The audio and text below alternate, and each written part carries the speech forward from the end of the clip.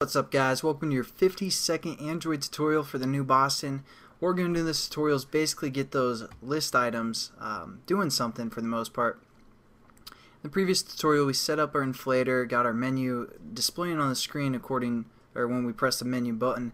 Now we're actually going to let those list items do something. Basically, you kind of like set up the on-click listener, but we're going to use a different method. So I'm just going to minimize again this on create options menu here. And we're going to import or use another menu or another method from the activity class. So again, right click source, override implement methods, and scroll down to one, or again it's not in the list activity, it's under just activity here, and it's called on options item selected.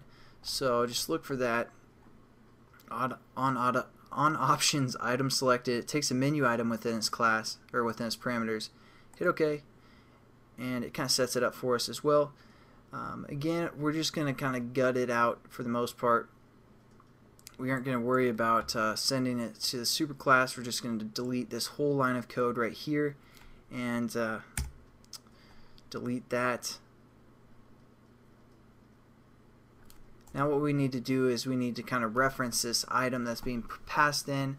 Again, once one of these items are clicked within our on options menu, it's going to call this method for the most part. So what we want to do is check the case ID of which menu is selected.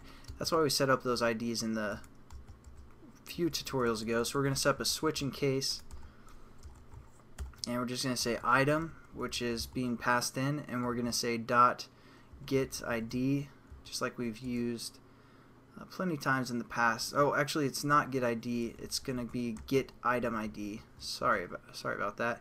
And that's going to give us the ID of an item. So there we go. We set up our switch in case, set up a new pair of brackets, and then do our cases. r.id. About us was one of them, and then we're going to say break and case r.id. What was the other one? Preferences. Whoops.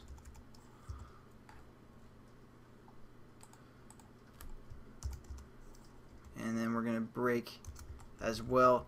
And now why it's giving us an error and why it gave us an error in the last tutorial, basically it's a Boolean. I don't know if I'm saying that right. I always say stuff wrong because I read in books and I never know if I'm pronouncing stuff right.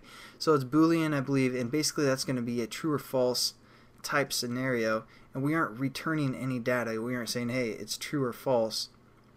So what we need to do is return something. So we're going to go outside of our switch in case here, and we're going to say return false.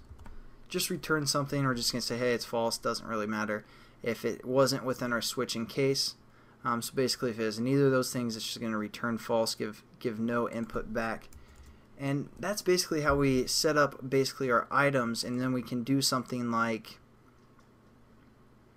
well, I don't know if I want to do anything more in this tutorial. It's a pretty quick tutorial for the most part, but again, nothing too new. Just remember we set up a basically on create options menu, and then once that menu inflates, that's what we've done in the past tutorial, gives us two items which we set up in our items resource folder, or our menu resource folder.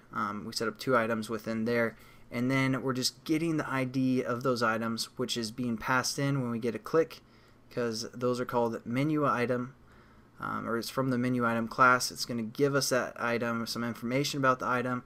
Then we're just going to pull some information from that item within our switch in case. We're just going to get the item ID, and then if it's the case of about us or the case of preferences, we do again whatever is within here.